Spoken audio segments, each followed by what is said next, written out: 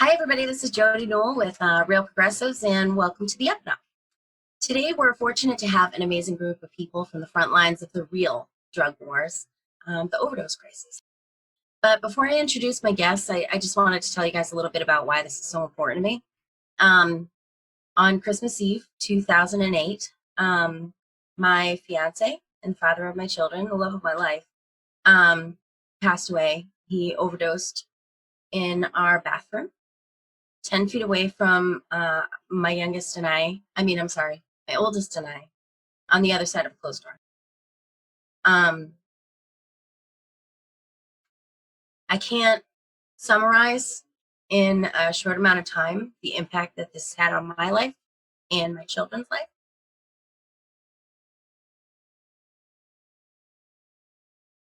But to look back at it and try and figure out how this happened and how we can do better for people, I can't help but look at criminalization of people with substance use disorder and the way we treat people who have this health issue by throwing them in jail. Corey was facing a 10-year mandatory minimum. 15 years at first. 15-year mandatory minimums, like the standard formula. He had X amount of pills and X amount of heroin, and so automatically he's looking at 15 years. He had a newborn baby boy, and by the time he died, he had another one on the way. He's facing a lot of pressure. And just imagine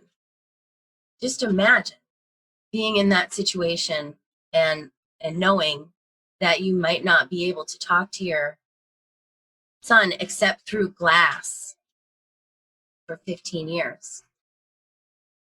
Imagine that you're leaving unwillingly your partner to deal with all those things for 15 years. I mean, it's a health crisis. It's a health issue, and we need to deal with it that way. And when we deal with it in a criminal way, we do a lot of damage. So we're going to talk a lot about that today with some wonderful people some of whom have gone through similar situations and turn that around to really try and help other people and save lives. I also want to mention that the 31st of August is Overdose Awareness Day. This whole month has been Overdose Awareness Month. And on the 31st, there will be a campaign to bring awareness to people and try and invite people in to make change. So please keep an eye out for that. We'll be sharing it on Real Progressives. People's Action is spearheading one, sharing stories and really trying to spread the word about the impact that this has in the way we could do better.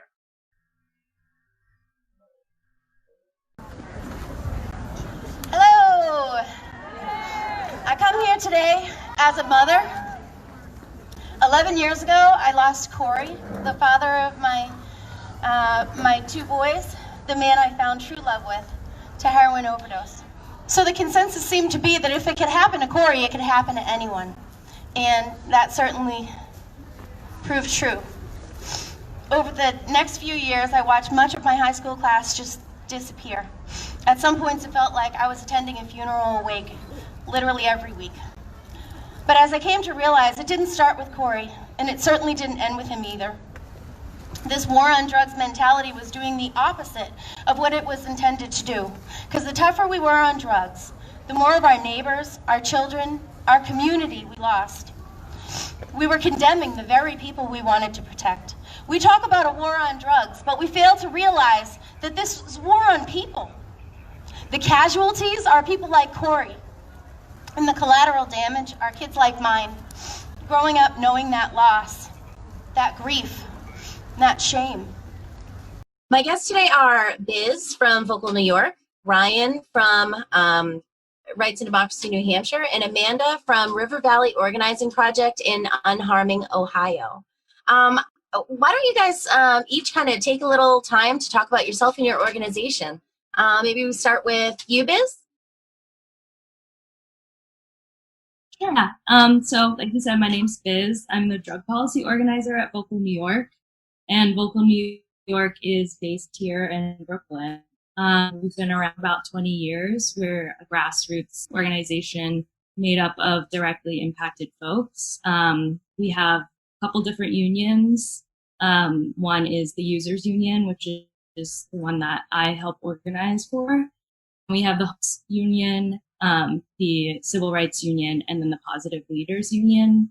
And really all together, it just works to achieve our mission, which is to end the war on drugs, mass incarceration, homelessness, and HIV and AIDS.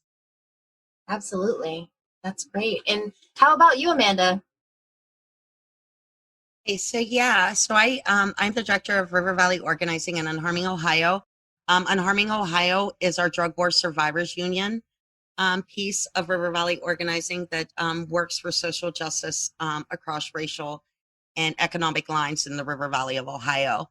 Our Unharming Ohio Union, we are working towards combating and fighting back against the drug war, not only in the views of stigma and within the community, but also on the penal side and how the drug laws actually harm our folks and all the collateral damage that comes from that. Absolutely. And Ryan, how about you tell us a little bit about yourself and your organization? Yeah, thanks. So my name is Ryan Fowler, and I'm here actually as a volunteer for Rights and Democracy in New Hampshire. I've worked with Brad on a couple of different issues over maybe the past 4 or 5 years at least. And for the past year or two, we've been focusing on the overdose crisis in New Hampshire, where I was born and raised, and looking at ways to address it. And, the reason that I've been collaborating with Rights and Democracy on the issue is because I'm a person in long-term recovery from a substance use disorder. I both used and sold drugs in New Hampshire for over 10 years, and I've been in recovery for about 5.5 years. And a lot of my passion for activism has blended with my professional role. I currently run a small student services program in rural New Hampshire and Vermont, and so here to talk about the overdose crisis. Thanks. Thank you. Thank you all for being here. I really appreciate your perspectives on this, especially being on the ground and working with people. Not only a lot of people being survivors themselves, but doing all you can. And so, a common thread I think that we talk about is the war on drugs and kind of how this affects substance use and how this affects the overdose crisis and how this has kind of come about. I'd really love to get your perspectives about kind of the origins, and I did actually attend when we were all together, People's Action Overdose Crisis Cohort. I did actually attend, which I guess it was called a workshop at the time, talking about the war on drugs and really the origins of it and kind of how nefarious that is. And I'd love for you to talk about that, Biz, because it was actually your organization that put this together. And I have to say, I feel like I know a lot, but I learned a lot from this presentation. I talk about it regularly to people. So I'd love to for you to tell us a little bit about how this came about. How did we get to this point with the war on drugs and criminalization? Yeah. So I guess to begin, or where I normally begin, is by sort of naming the fact that I feel in the public consciousness, people sort of imagine the drug war beginning in the 70s with Nixon, but really it predates Nixon by like almost a century. In the late 1800s, it's like really when you started to see the state use sort of drug prohibition as a tool of racial and class oppression. We saw that with Chinese immigrants, Mexican immigrants, and then also Black people with opium, cocaine, and marijuana. I think the earliest example of that is in the late 1800s in San Francisco when they outlawed opium. And really, the purpose of all of the laws that came out of the late 19th and then early 20th century was just to sort of create this hysterical narrative rooted in racial ideology and racial demonization of these specific groups of people. So that's really where it started. And then Nixon sort of enters, and then he formally declares the war on drugs. And it's under Nixon's administration that we see like he just like ramps up the DA. A lot of money is going into drug regulation. And then Reagan and Clinton and Bush all sort of carry that torch throughout their sort of terms in office, which I also think is important for us to acknowledge, because war on drugs has been made possible and has become as powerful as it is because it is something that has been used, again, as a tool of racial and class oppression on both in the GOP and the Democratic Party. I really like to emphasize to people that this is not like an issue that's specific to any one party. I think, that's really important for me to emphasize. And I think it's important for us in terms of like moving forward and where we are now and how to hold electeds accountable now. But so yeah, Reagan is like when we start to see things like DARE and Just Say No. And really over the course of the 80s and the 90s is when we saw like the prison population for people who were charged with nonviolent drug possession increased by like 800%. So that's also sort of the origins of modern day mass incarceration as we know it in America. And then really that just sets the tone for where we are now. It's the war on drugs has always been, yes, it's a tool of racial and class oppression, but it's also, they do that through criminalization and incarceration. And we're seeing the really deadly effects of that now in particular because our policies don't address this matter in like an evidence-based or public health way. We're approaching it through like a criminal justice way, which is again really just criminalizing and incarcerating folks. Yeah, and what I find interesting about this is that, anybody will tell you, academic research, medical research, people on the ground, you talk to anyone and they say that this is a health issue. You know what I mean? This is not a criminal issue, and yet we're treating it that way. Of course, it also correlates, heavily with the criminalization. With the incarceration, and with people's economic stability. So it's very interesting to kind of see how these things correlate, and then also to see who benefits from this. Because we know about the private prison system, we know about big pharma, we know about these these nefarious organizations that are lobbying against it and things like that. Who would you say is kind of the top people who are benefiting, or I should say entities that are benefiting from this? What do you think, Biz? I mean, you name some of the really big actors, but really at the end of the day, I think it falls on the shoulders of the state. And that's also really apparent when we look back in Nixon's administration, when his top right-hand man, years later, straight up came out and said, of course, we knew the war on drugs was a huge lie. We were using that as a tool, like I said before, to create like hysteria around Black people and then the anti-war left. So there's both political, social, and economic advantages to the war on drugs. And at the top is just the state. And that's also why I emphasize that it's across party lines as well. Yeah.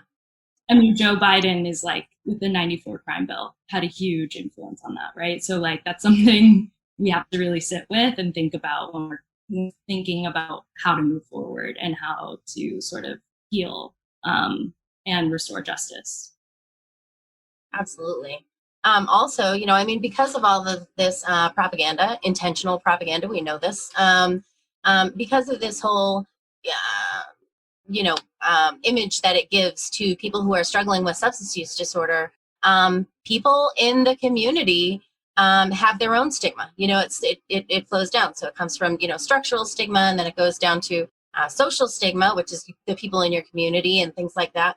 And then even to internalized stigma. And, a lot of the people that I talk to think that stigma is a very, is something that we absolutely need to take care of before we can, of course we need to take care of, we need to, in my opinion, end the war on drugs and deal with it as a health issue and not a criminal one.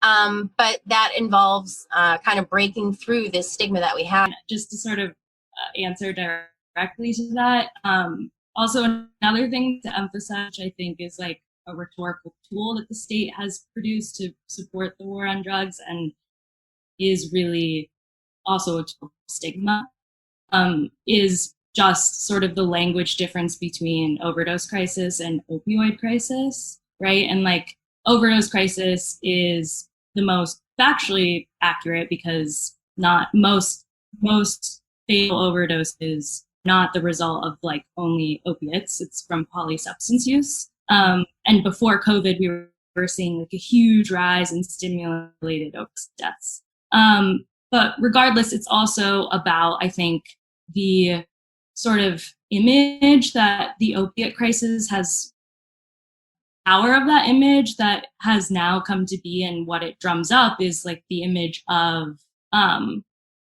white people from the suburbs, which is also not accurate because, I mean, consistently over the past several years, it's been Black and brown people who have been experiencing the highest increases in overdose rates related to opiates. So I think that's also really important in terms of addressing stigma, is even just small rhetorical tools like saying overdose crisis instead of opiate crisis. Oh, you're absolutely right. And even just saying, someone who struggles with substance use disorder. I mean, we're not saying addict. We're saying, because there are implications that come along with that. Language matters. The way that you say something absolutely matters. Thank you. I appreciate you saying that. And I feel like I should have said it.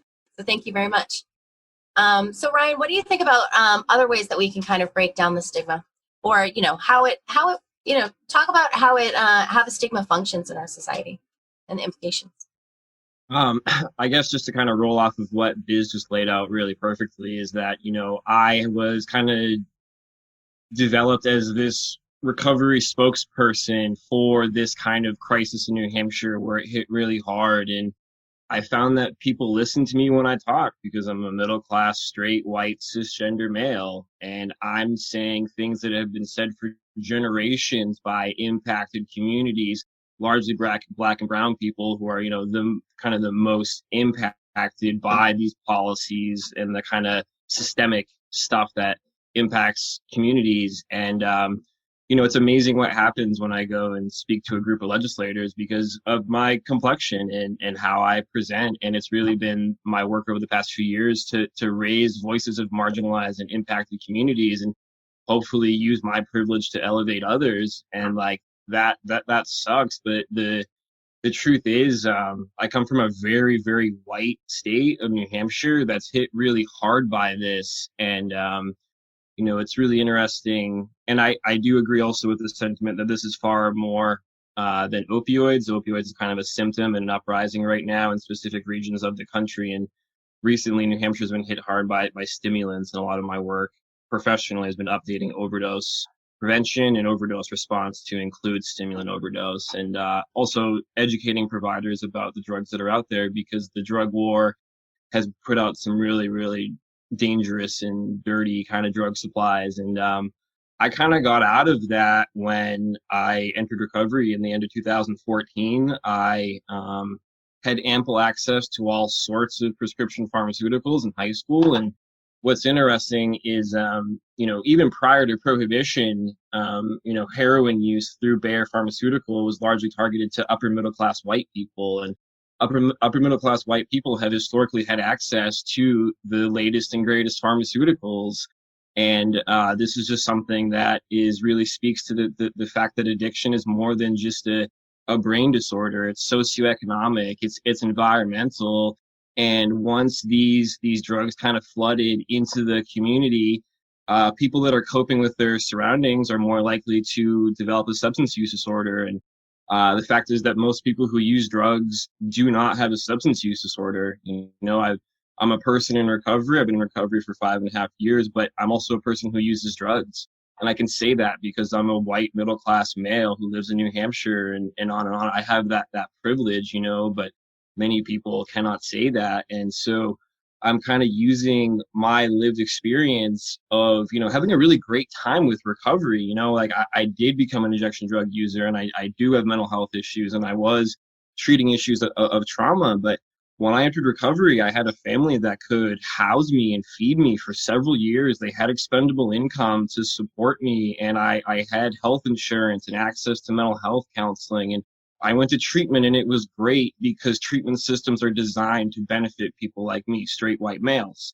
It's a very kind of frat party type culture within rehabs a lot of the time. And like, I had a great time, but the truth is, like, it's largely ineffective, and it's really kind of built to benefit people like me. And that goes back to the foundations of the 12 steps in America. You know, the original AA meetings were really for upper class white businessmen to come and, you know, do the thing. And then it kind of expanded that way. So we really need to innovate recovery systems, innovate, you know, treatment systems, but also really look at, you know, services for drug users, like beyond treatment. You know, the only time I faced stigma, and when we talk about stigma, it's really just discrimination. It's the feelings that manifest to discrimination, and stigma is like a nice way to talk about discrimination. But I didn't think I ever experienced discrimination until I entered into the harm reduction movement and realized that I was profiled by police. I was followed through stores. I was criminalized. I, you know, had my rights taken from me, and I did experience discrimination as a drug user. And it's really important to call that out, because that is a vehicle for expanding the police state and the prison state. And I think it's important for people to speak out and speak truth to power, you know, about these issues. You know, when we talk about police reform, it's really, you know, it is racism for sure, but, you know, it's impacting a lot of people. And, you know, I really want to see a time where it's safe for people to kind of say the things I'm saying without fear of criminalization and discrimination and that stigma. And really, to kind of sum it up about stigma, we like to call addiction or substance use disorders a disease or a health condition, or whatever you want to call it, a health disorder, but we treat it like a crime. And as soon as we start to, you know, enter this from a prohibition framework, you know, that's really all we know. You know, 100+ years of prohibition has gotten us the overdose crisis and what we see here, but we really only know criminalization and punitive responses. And that's really kind of our knee-jerk reaction throughout society, is that if somebody is using drugs, they need to be punished or offered medical treatment. You know, there's no like, hey, I want a flu shot, or hey, I want a yearly physical. There's so much stigma and discrimination throughout systems. So until we stop treating these issues like a crime, there will always be stigma against people in recovery, people who use drugs, people with mental health issues, because we're criminalizing mental health conditions, whether that be symptoms of mental health disorders like bipolar, or criminalizing substance use disorders. We can't address health issues with law enforcement. In fact, law enforcement has no business dealing with health issues, period. It's really about taking healthcare issues off the plate of law enforcement and allowing for trained professionals to address these health issues. And until that time comes and we roll out a true public health framework to address the overdose crisis, the addiction crisis, drug use, mental health, we're going to have the problems of the drug war and the kind of systemic inequities and that kind of structural violence that occurs against marginalized populations. You know, I had harm reduction to keep me alive, and now I kind of use harm reduction professionally and use my lived experience to insulate people from the drug war. And for a lot of my clients at the Strength Service Program, the worst thing that happens to them is that they get arrested. And, you know, at the end of the day, like they reverse their overdoses, they're monitoring each other, they're providing drug checking services to one another. they don't really die, and they're, getting treated better in healthcare piece by piece, provider at a time. People will be able to be seen for their hep C or seen for their endocarditis without being evangelized about recovery. But really the worst thing that happens to them is that the police get involved. They have their children taken away from them. They become re-traumatized. Many of them have this institutional trauma, and it's really about insulating them from that and really evolving our response to say, like, this is difficult, let's give it to the police. This is difficult, this is a law enforcement issue. No, we need to really innovate crisis response and healthcare response and address these in a meaningful evidence-based public health approach. And that's where harm reduction comes in as a response to the war on drugs and criminalization. So, it's a really complicated, kind of multifaceted issue, and I'm very cognizant that I have tremendous privilege. And when I entered recovery, that was your recovery capital, and that's just, blessings from God. And I do ascribe to that. I do believe God saved my life, and the 12 steps saved my life. Treatment saved my life, but that's because, that's because I'm a straight white male. We need to innovate this to include more people in this and really, keep people alive, because we're losing 70,000 people a year to preventable death. And with harm reduction, all that's preventable. And so I really appreciate the chance to come on here and talk about that stuff. And you've heard enough from the straight white male. So thanks. Well, not quite, but I really appreciate what you say. I mean, all of what you had to say, but I mean, especially, just to take from your point in the end about, just keep people alive. And it's interesting, kind of going back to that presentation that Vocal New York put on. I remember someone standing up and talking about how, I think it was, for like 15 years, every morning he woke up and he was just looking for that fix. It was the first thing that he did, and whatever. And then, after that, he recovered and went through that process. And now he's out there keeping other people alive, helping other people. And I just remember thinking, I was sitting in this thing and listening to him speak, and just tears coming down my eyes, because yes, we need to value human beings. We need to value people in our communities enough to keep them alive. I'm sorry, I'm going off. But anyway, Ryan, I know that was also, I said not quite. But if you could talk a little bit more about what kind of things that, kind of things that we can push for in our own states that are harm reduction, ways that we can keep people alive, that we can really do that work. Yeah, for sure. So, kind of talking about innovating the overdose crisis response to include stimulants and stimulant use disorders.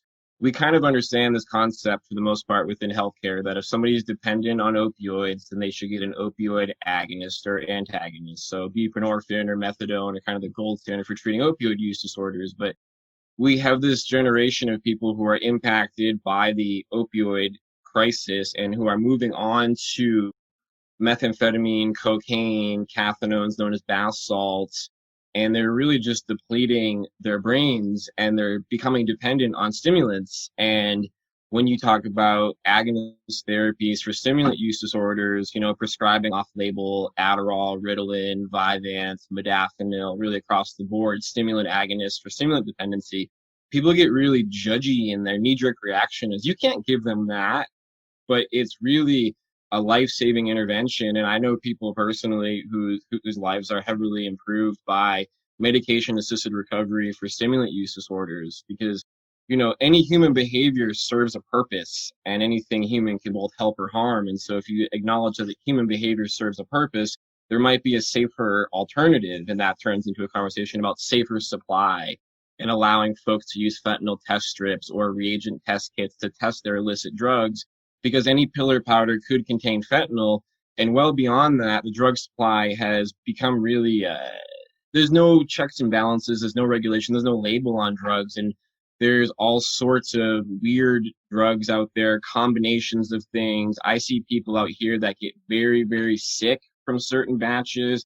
I see skin conditions that I think are connected to a adulterant called levamisole. It's a deworming agent that's sometimes present in 79% of cocaine in America that's seized across the country. And so if you think about an entity that could uniformly cut 79% of the cocaine, you're talking about big money, or maybe something deep state type thing. But so this levamisole cut binding agent is turning up in fentanyl, and it causes skin issues. And I'm pretty certain that I'm seeing this related to that. And so, innovating healthcare response so that if somebody wants to be seen for their skin condition or their health condition and they're a person who uses drugs, they're not evangelized for treatment. They're treated with dignity and respect and given the same healthcare that any other human being, deserves as a human right.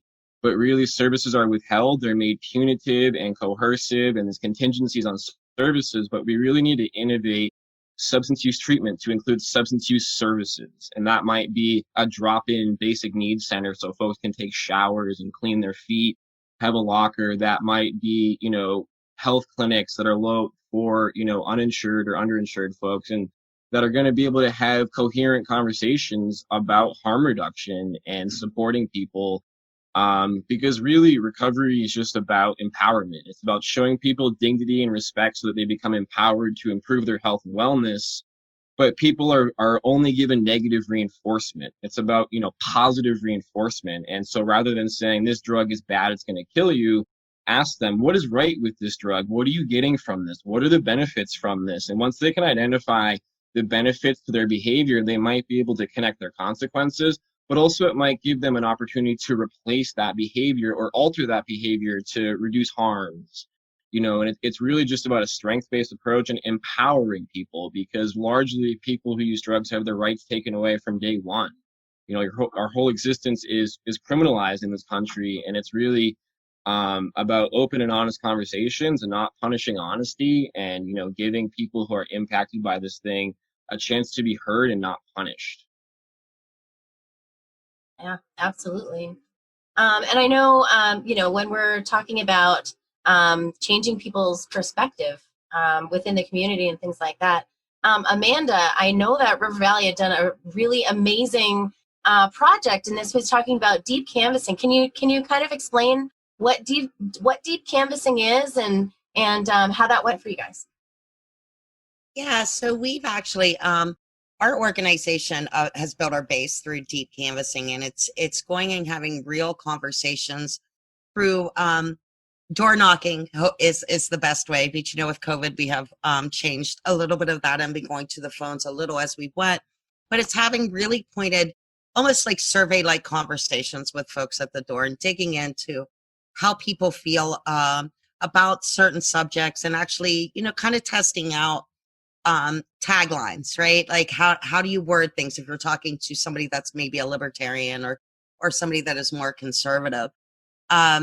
And so we've been doing that, and we've actually we've been doing it for years. And in two of the communities that we work in now, they actually look for us to come knock on their doors to find out what is going on in the town and, what's going on now. And we've watched over the years that we've been doing it heavily. We've went from people like, get off my porch, I don't want to talk to y'all, to now people are coming back and they're like, hey, what's up? What's going on? What do you got to tell me? What are you asking me about now? Would you like to have a beer? Those kind of things actually start coming out. So it's two things. It's one, like actually finding out information about, the thing you want to find out info about. And then it's also that second thing, which is, I think, almost as important. It is as important as the first thing, and almost more important is actually building that community conversation and trust between us all. And so, the latest we've actually been talking about is what does it look like, and how are we punishing people that use and sell drugs, and getting that information back. And what we're finding a lot from the folks that are coming in, people actually are wanting a good solution. So we figured out policing isn't doing anything. It's actually sending more hurt people back into the community, many times hurt more than they were when they went in the first place. And it's also hurting collaterally the folks, because we have folks, you have parents, and we have parents and partners that aren't able to be in the workforce because now they have drug charges and they're coming out. And especially when they're going through what we find, at least in our Ohio River Valley, is many low-level drug charges maybe necessarily don't go to the prison system, but what they could do is go to sit inside of the jail system. And the jail system doesn't offer any type of any type of resources if you're choosing to get off drugs and to go into recovery of your choice. What it does, it just houses you. You come back out. So then you have a person that comes out. Now they have a drug charge. They haven't been there to parent their children. They've not been there to be a partner to their family or a son or daughter of those things. And it's really collaterally hurting the community. And so the folks are really looking to find out what does work. And they're seeing that policing isn't doing it. It's costing the taxpayer. And that's the thing the libertarians really, really get into is what is it costing us? And what it's costing us is a lot all across the board. And they're actually starting to see that. I mean, that sounds great. Libertarians can get on board with ending the war on drugs. I'm all for it, you know? Yeah, it's actually the one place that we do seem to come together on a lot of stuff is they actually think we are over-policed and they think the war on drugs is a crock. And so it's one of those things where you get an unlikely ally for this one piece, right? Right. I'm so sorry. Go ahead. Oh, no, go ahead. Go ahead. I think one of the only things that I would add on is like, one of the things that we are struggling is what is that package that we put together, right? To say like, this is the thing that is better. And where we find where there's a little bit of things as we're talking about, okay, we want to defund the police and put things into treatment in schools. Many of our police departments in smaller and rural towns don't have a budget. So it's making, it's the DEA that has the money. Our police forces aren't even getting the money. It's the DEA in the county that has a bunch of money and a bunch of war toys that they don't need. So we've actually learned that through talking with the community. It's like, yeah, our cops here in our 20,000 person town get paid $13 an hour, but the DEA's got a tank, and that's a problem. Mm-hmm. Absolutely. And it ends up supplementing even small towns and things like that. Yeah. And one of the conversations that does seem to work is that money that they're taking through these processes and taking the money of the drug dealers and those things that came from the community. So why is it not going back into the community? And that's one of the questions we're able to actually flesh out through that and get some support behind. And now when you talk about the money that is coming from the community or taking from, drug use, things like that, are you talking about like, seizure? Yes, forfeiture laws. Forfeiture, yes. Yeah, is that what you're talking about? Yeah, that's actually what we're looking, that's what we're actually going after is the forfeiture laws is on those pieces. It's like, this is community money. You're saying this has been taken by the big bag drug dealers. So, let's give that money back to the community. And what we're seeing, what we're hoping is like, it's going to be a little slower hill to climb. But what will happen is after police stop getting this money for the forfeitures, then they stop going after that for the forfeitures. So we've got this pot of money for a period of time, but what we're really hoping to do is run that pot of money dry to where the police just stop doing these forfeitures because they're not getting the toys from it. Absolutely. So it's interesting. I remember watching a press conference with all these sheriffs when Trump first came into office, and that was one of the things that they made a point to say. In this thing, I think he's from, Arizona or something like that. And he says, one thing that we really need to do is we really need to bring back civil asset forfeiture. That funds our, we depend on that money. And I'm saying you should not depend on that money. Like, I don't understand how that should be part of your budget, especially in the really, sloppy and sometimes nefarious ways that they take it, and people can't get it back, even if they aren't convicted. So it's interesting to think about how this is, how this goes out into these different situations. So many different things are affected by this war on drugs, which is this mentality of criminalization and really to a point, I think, dehumanization, treating people like their lives don't matter. And, we can say that, act like that's dramatic or something like that. But I mean, we even look at the George Floyd case and they sit there and they make this excuse that he had drugs in his system. And it's like, I'm sorry. So that person, that's okay that person was murdered because they used drugs. I mean, does not compute. Sorry. That's a human being. Anyway, but it's interesting because that is the argument that comes up to say, oh no, it's okay. It's okay that this happened. This is how it's supposed to happen because that person's life doesn't matter because they used drugs. Sorry, grandstanding, I guess. All right. Don't get me started. That's all I'm saying. Okay. Thank you so much. I really appreciate you telling us about that. And I think that it's hopeful. It's hopeful to know that through these community conversations, we can change minds. And that really it takes a lot of us to stand up and make changes, and we need to convince more people to get on board so that we can make those changes. I think one of the points I think that I didn't make, and I'm so sorry if we're going back in again, but one of the things is like, our people that are knocking the doors are people that either formerly used drugs or do use or still use drugs, and they're able to actually tell the person. So we get those people that are like, we don't even think anybody should get Narcan. And we have the person that's like, I was Narcan, and I would not be standing here today if I was not saved by Narcan. And just for folks at the doors to be like, oh, so there are them people that are like, yeah, okay, we still don't make a difference. Many of the times it really softens it and makes the conversation be able to move forward. I love that. I love that. And I just appreciate so much that you guys are doing that, and what everybody's doing. One more thing that I wanted to talk about, because I thought this was really cool, so within different organizations, we go about different ways of bringing awareness. And, I had heard that you guys, Amanda, had done this really cool art project, and I think it's actually wrapping up right now. Can you tell us a little bit about that?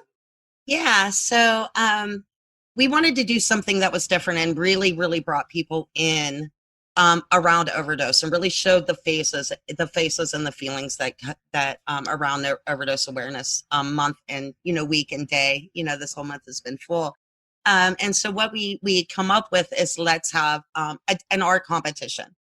It's an artistic expression around National Overdose Day, and so we put a call out to all of the River Valley communities. In our River Valley, it's Ohio River, so it's Ohio, West Virginia, PA, and Kentucky that go all the way down through. And we just called, it was like, okay, we've got 3 areas we'd like to see all of the artistic expression that we've got around Overdose. And so we have music, poetry, and then visual arts. And so we've had all of these submissions, and we're actually just starting to send the voting links out. We're going to send this actually across the nation, because many of our folks that did submit are folks with lived experience. As a matter of fact, every single person that submitted was with lived experience. And just to see like the worth of people that have or do use drugs, and they've put this out. And we've got some really beautiful music videos. We've got some awesome poetry. Some of them are going to be framed. It's going to be all over our office, because it's just amazing the things that our folks on the ground actually can put out to us. And so it's got a little nominal prize, like all of it, it's $150 for the top prize, for each one. But it's just the fact of getting it out there and having us all come together and actually like kind of celebrate, not just sit in the sorrow of the overdose, but actually, look at the beauty and the beautiful people that have been touched by it. Love that. Beautiful. So to wrap it up, I mean, we just have a few minutes left, so I would like to give everyone an opportunity to tell our viewers how they can help, even with your organization, or in general, things that they can be helping out with. So how about we start with you, Biz? Yeah, I mean, I always suggest, no matter where you are, for this specific issue, finding your local syringe exchange program and getting connected with the folks there, and specifically getting connected with the peer workers. Because a lot of times when we talk about defunding the police, we talk about then funding different institutions, which in some cases is good, but really at the end of the day, what Amanda was saying, like, it's really the people with lived experience that are doing the most important and the most effective work. So I recommend finding those folks through your local syringe exchange program, seeing if there's Narcan trainings in your city or wherever you are. And then if you're in Brooklyn, you can get involved with Vocal, because we do a lot of different things, not just related to the war on drugs and the overdose crisis. Although I will say the war on drugs is connected to every one of our issues. So yeah. Yep, I see you. I follow you guys. I see all the amazing stuff that you're doing, and hats off. And so let's pass the mic to Ryan. What would you suggest that how people can help, how people can get involved? Yeah, for sure. You can certainly Get involved with your local harm reduction program and support people who use drugs, like Biz had said. And if you're in New Hampshire or Vermont, you can certainly reach out to me. But I think the kind of bigger picture here is about, speaking truth to power and really understanding, like when we talk about police reform, defunding the police, we're really talking about an institution that's about 200 years old, custodial policing, an unelected law enforcement entity in America, draws its historical roots from the slave code. The original police in America were runaway slave patrols. They've only existed to return people to captivity, and that is the fact. Look into the history of your local law enforcement department and look at their rich history through to now, and do research on what their budget is and how they're funded. And Amanda had spoken about civil asset forfeiture. Look into your police expenditure and really think about what 5 or 10% of that could do for a pressing healthcare issue in your community, and see if you can find a police department that would be willing to voluntarily defund at 5 or 10% to invest in a health issue in the community, whether that's drug use, HIV, houselessness, what have you, and track the outcomes. And I guarantee you everyone will be happy, because at the end of the day, law enforcement officers should not be dealing with healthcare issues, and we can innovate this. We're in the virtual age, it's the technological revolution. Like, we need to yes, move away from this institution that's only lasted 200 years, that's less than slavery existed, and it's still part of slavery. So we need to speak that truth to power when we can, and look at how we can move away from that completely. And, short term, there's a lot of things. And I've been working on some ideas with Rights and Democracy and the Overdose cohort here in New Hampshire. So definitely speak up and call these things out, and, understand that calling 911 and having the police respond to people who use drugs does not make them safe. It does not help them. It traumatizes them. It pushes discrimination, and it ruins lives. So we really need people to be responding to these issues that are not cops. So just hope to bring that to your community. Thank you, Ryan. I love talking to you guys because I'd love to hear about it. It just makes me so happy that you guys are out there doing all this stuff. Okay. Amanda, what about, with River Valley? Are there things that people could get involved in, or what would be your advice for people who want to get involved in any way? Yeah, so I double tap both of what those folks had said, because those are definitely true things. And also get civically engaged. Get with your local groups. Get within your harm reduction groups. Vote. Look at what your local politicians are doing. I know we all get excited around these presidential elections, and we absolutely should, but our local representatives and our state representatives can move. Our city council members can move. I know in Harming, Ohio and River Valley, we want all of our folks to get into elected positions and to be on board seats. So do these things, and this way we actually take back our society, and our society will be what we see if we are the ones pushing the buttons. So that's my last one, because both of you guys already got all of it, because I love Vocal. Shout out to Vocal. Had to do that. And so, and you guys all did the great things, but civically engaged. All right. Yeah. I feel like we could talk about this for hours, but, probably should wrap it up now. Thank you so much. I feel like this discussion has been an amazing discussion. This is Jodi Newell with Real Progressives on the Up and Up, signing off. Hello. I come here today as a mother. 11 years ago, I lost Corey, the father of my 2 boys, the man I found true love with, to heroin overdose. Ever since, people praised my strength. But inside I felt like a fraud, because I wasn't strong. I was just surviving. I was going through the motions. I was doing what I had to do to take care of my boys. But I found my strength in fighting for them, because I can't think of anything more worthy of fighting for than my boys. But first, I want to tell you about their father. Corey was everything to me. He was my rock, my protector, and my best friend. I called him my big, strong, handsome man. You can do it. A couple months after our oldest was born, Corey was pulled over and the police discovered heroin and a bag of OxyContin, 8 of which he had already consumed. I'll never forget that phone call. His family and I had no idea that was happening. My rock, my big, strong, handsome man, was reduced to a beaten down, self-loathing shell of his former self. He later explained to me what that experience was like, and I was absolutely shocked at the way he was treated. The next day, his family and I picked him up from the courthouse. As the two of us walked back to our car, he stopped, collapsed on the curb into a ball, holding my hand in both of his, and begged me to forgive him. And I did. So we lived under constant threat that the consequences of his substance use would be a decade of our child without a father.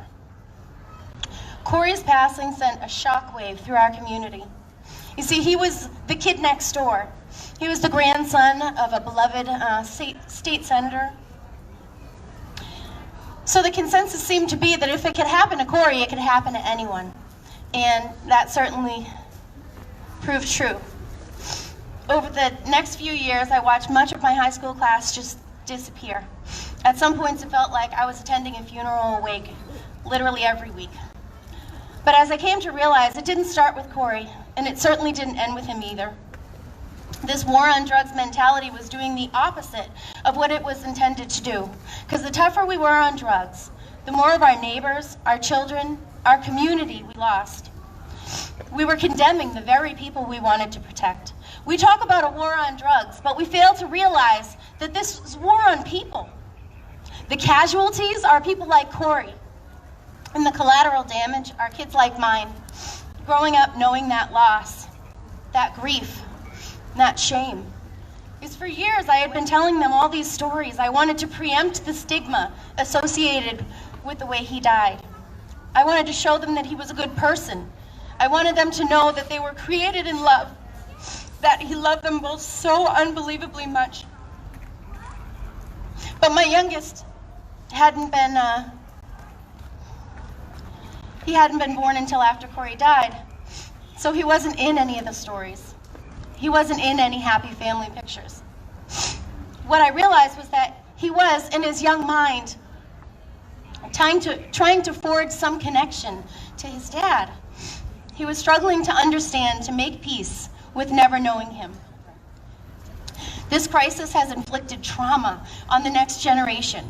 The consequences aren't easily measurable, but as mothers and caregivers, we know. These kinds of perspectives, these kinds of insights are the ones we need in the conversation. Those who know intimately the consequences of this war on drugs mentality.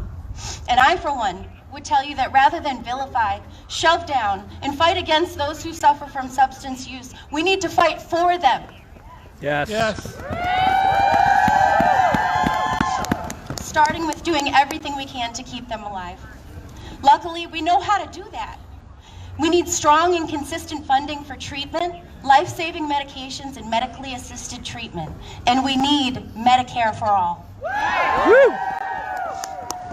We need to turn this war mentality around, at least end mandatory minimums, in my opinion, decriminalize substance use altogether. Because we need to teach people that substance use disorder is a health issue.